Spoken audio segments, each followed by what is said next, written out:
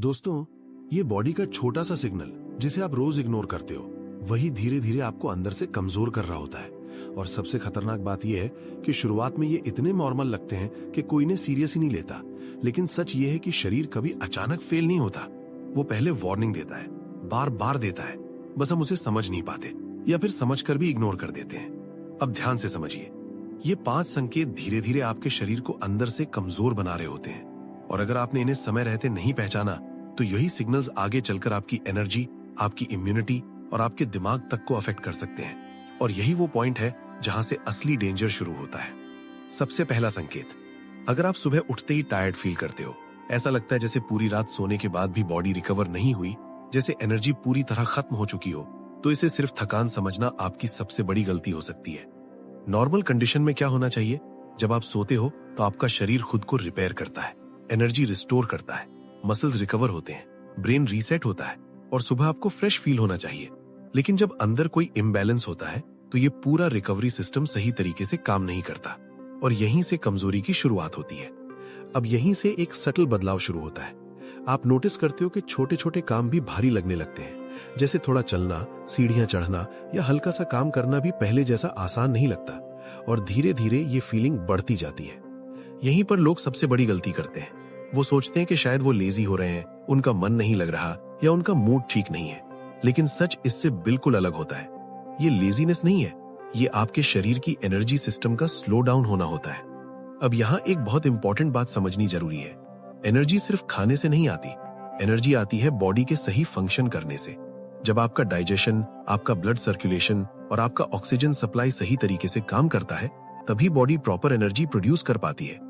लेकिन जब इनमें से किसी भी सिस्टम में इम्बैलेंस आता है तो एनर्जी बनने की प्रोसेस धीरे धीरे कमजोर होने लगती है और इसका सबसे पहला असर आपकी स्टैमिना और स्ट्रेंथ पर दिखता है। अब जो बात मैं बताने जा रहा हूं वो और भी ज्यादा इंपॉर्टेंट है। ये वीकनेस अचानक नहीं आती, ये धीरे धीरे बिल्ड होती है। इतना धीरे कि आपको पता भी नहीं चलता कि कब आप स्ट्रांग से वीक बन गए।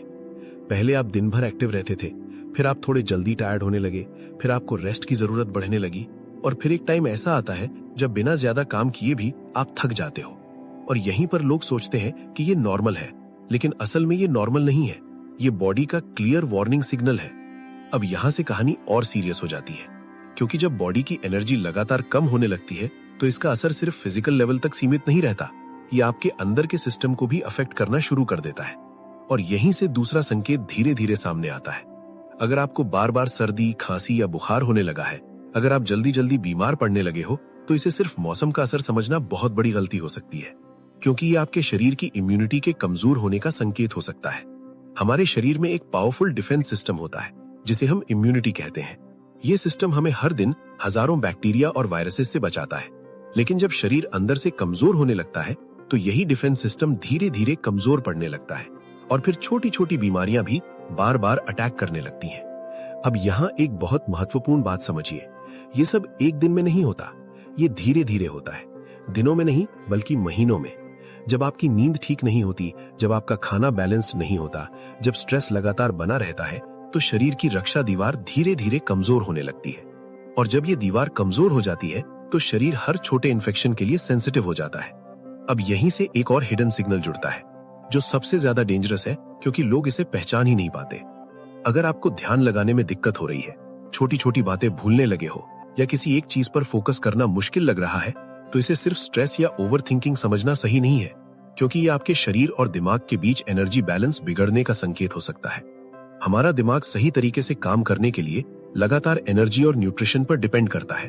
लेकिन जब शरीर कमजोर होता है तो दिमाग को भी पूरी एनर्जी नहीं मिलती और यहीं से शुरू होता है मेंटल फॉग, यानी सब कुछ होते हुए भी दिमाग क्लियर नहीं रहता, सोचना हैवी लगने लगता है, डिसीजन लेना मुश्किल हो जाता है और फोकस धीरे धीरे कमजोर होने लगता है।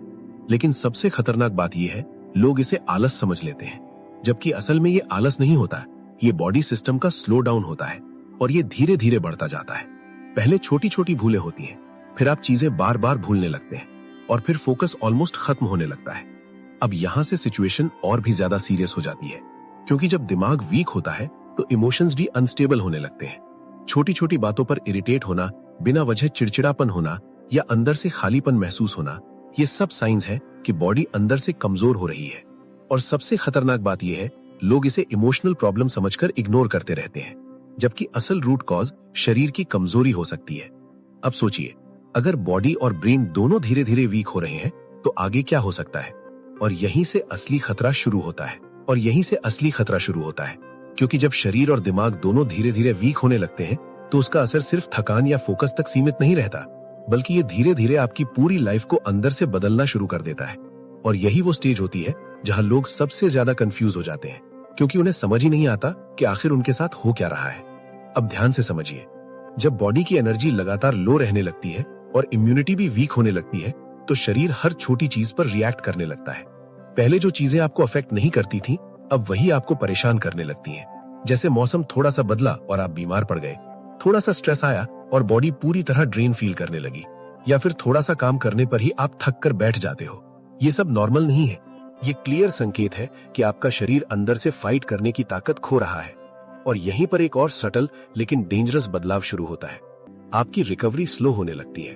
पहले अगर आपको कोई छोटी बीमारी होती थी तो आप 2-3 दिन में ठीक हो जाते थे, लेकिन अब वही बीमारी आपको ज्यादा समय तक पकड़ कर रखती है। और कई बार ऐसा भी होता है कि एक बीमारी खत्म होती है और तुरंत दूसरी शुरू हो जाती है। और यही वो पॉइंट है जहां शरीर सिग्नल दे रहा होता है कि उसके अंदर की स्ट्रेंथ धीरे धीरे खत्म हो रही है। लेकिन यहीं पर लोग फिर वही गलती करते हैं। वो सोचते हैं कि शायद उनकी लाइफ बिजी है, शायद स्ट्रेस ज्यादा है, या फिर ये सब नॉर्मल है। लेकिन सच ये है कि ये नॉर्मल नहीं है। ये एक प्रोसेस है जिसमें शरीर धीरे धीरे कमजोर हो रहा है। अब जो बात मैं बताने जा रहा हूँ वो और भी ज्यादा इंपॉर्टेंट है। जब बॉडी अंदर से वीक होती है तो उसका असर हार्मोन्स पर भी पड़ता है। और जब हार्मोन्स इम्बैलेंस होते हैं तो आपकी मूड, आपकी एनर्जी, आपकी स्लीप, सब कुछ डिस्टर्ब होने लगता है। आप नोटिस करोगे कि बिना किसी रीजन के मूड स्विंग होने लगते हैं।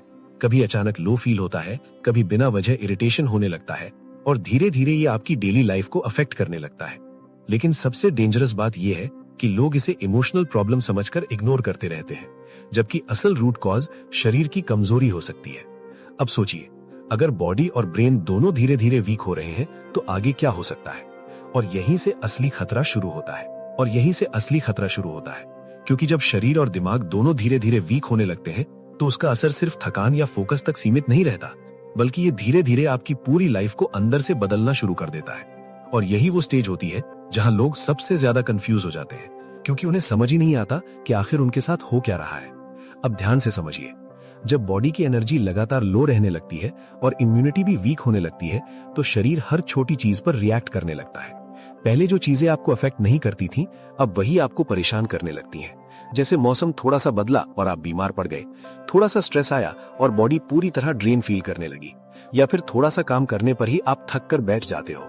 ये सब नॉर्मल नहीं है। ये क्लियर संकेत है कि आपका शरीर अंदर से फाइट करने की ताकत खो रहा है।